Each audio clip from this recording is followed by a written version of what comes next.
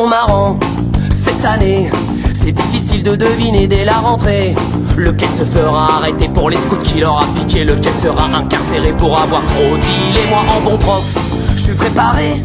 Un peu de maths et de français, du kickboxing, du karaté. Tant pis pour la géographie, ceux qui connaissent de l'Italie, c'est juste vaguement les spaghettis et Rocco Siffredi. Au programme de cette année, en français faudrait arriver à lire tout un livre en entier. Mais même d'Ambrand et Marc Lévy, y'a plus de 100 mots de vocabulaire. On sera toujours à lire la préface même après l'hiver. Et mon voisin me voyant me dira bande de feignants, alors vous êtes déjà rentrés, vous savez pas ce que c'est de bosser avec vos semaines de 20 heures. Vous bossez bien moins qu'un facteur et dire que je paye tous vos congés. Et puis vous êtes même pas bronzés, sans copie à corriger.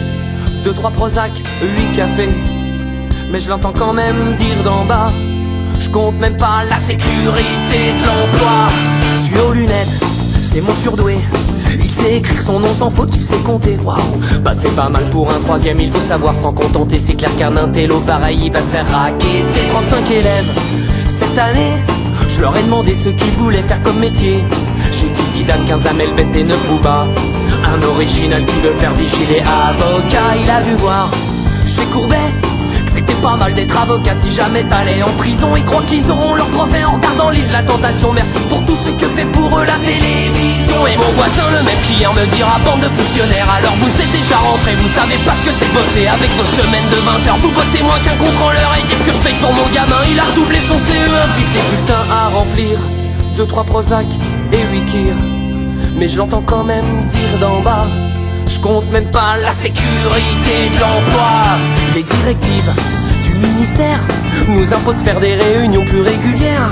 On en fait même pour planifier les prochaines réunions, pour décider de ce qu'on peut donner sans risque comme sanction. Fini les notes de temps en temps, faut juste leur envoyer des SMS d'encouragement. L'évaluation c'est pas toi qui l'as fait, eux ils disent si t'es cool. Je préfère encore qu'ils me donnent des notes plutôt que des coups de boule. Impossible de les faire redoubler.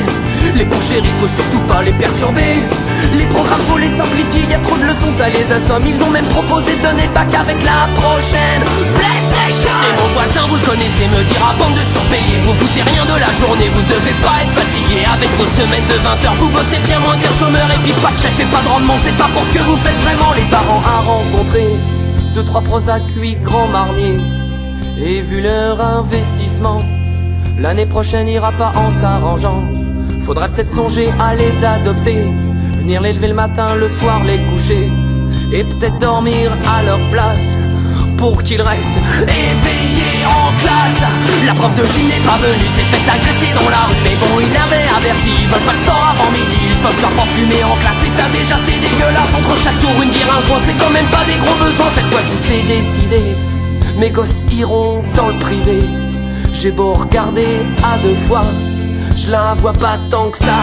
La sécurité de